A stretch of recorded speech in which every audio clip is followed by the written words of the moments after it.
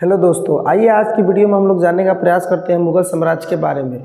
सबसे पहले मुगल साम्राज्य के बारे में हम लोग जानने का प्रयास करेंगे। मुगल साम्राज्य के संस्थापक कौन थे? जो मुगल साम्राज्य के संस्थापक थे उनको उसका पूरा नाम था जहारुद्दीन मोहम्मद बाबर। ये बाबर का क्या है? पूरा नाम है। इसकी स्थापना, मुगल साम्राज्य की स्थापना कब हुआ था? 21 अप्रैल 1526 ईस्वी को। हम लोग कुछ बाबर के बारे में जानने का प्रयास करेंगे। आखिर बाबर का जन्म कब हुआ था? बाबर का जो जन्म हुआ था वो 1483 ईस्वी में। जगह का नाम है फरगना, जो अभी के समय में उज्बेकिस्तान में पड़ता है। इसके पिता का नाम था उमर शेख मिर्जा। ये तैमूर वंश के थे। किस वंश के थे? तैमूर वंश। और बाबर की जो माता थी उसका नाम था कुतलुग निखार खान, और इनका वंश जो था ये चंगेज खान के वंश की थी। तो पिता जो थे वो तैमूर वंश के थे और इनकी माता किस वंश की थी? चंगेज खां की वंश की थी। बाबर ने जो है भारत पर सबसे पहले जो आक्रमण किया था 1519 ईस्वी में किया था। बाबर ने जो है भारत पर कुल जो है 5 बार आक्रमण किया था। बाबर ने जो है 21 अप्रैल 1526 ईस्वी को पानीपत के प्रथम युद्ध में इब्राहिम लोदी को हराकर भारत में मुगल साम्राज्य की स्थापना की थी।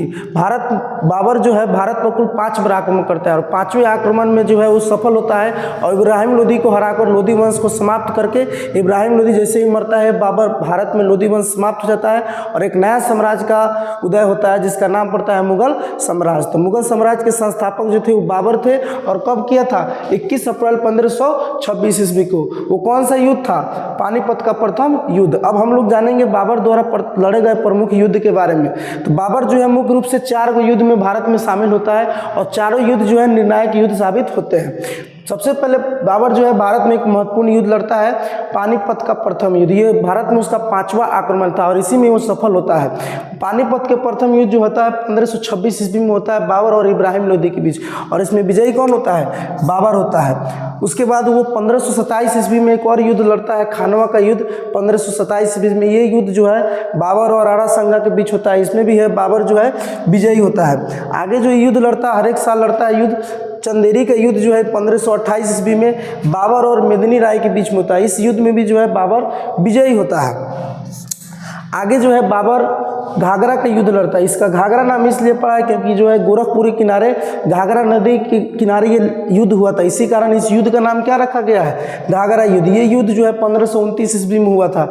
ये बाबर द्वारा लड़ा गया भारत में आखिरी युद्ध था। इसके बाद बाबर जो है किसी युद्ध में शामिल नहीं हुआ था और ये युद्ध जो है बाबर और अफगान सुल्तान महमूद लोदी के बीच लड़ा गया था। इसमें बिहार और बंगाल के संयुक्त सेना ने भी हिस्सा लिया था। कहीं कहीं पर लिखा रहता है कि बाबर और अफगान के बीच में हुआ था, कहीं कहीं पर बताया जाता है कि बाबर और बिहार और बंगाल के संयुक्त सेना द्वारा लड़ा गया था।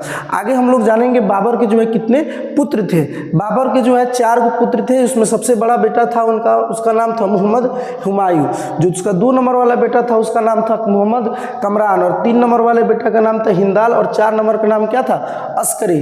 बाबर ने जो है अपनी एक आत्मकथा भी लिखी थी और उसने आत्मकथा जो है बाबरी नामक किस भाषा में लिखी थी? तुर्की भाषा में। और अपने आत्मकथा में जो है भारत में कैसे आक्रमण किया, भारत में कैसे शासन किया, अपने पिता के बारे में कैसे बात बताता है, ये सब बात किस में बताया? बाबरी नामा में। और किस भाषा में लिखा है? ये तुर्की भाषा में।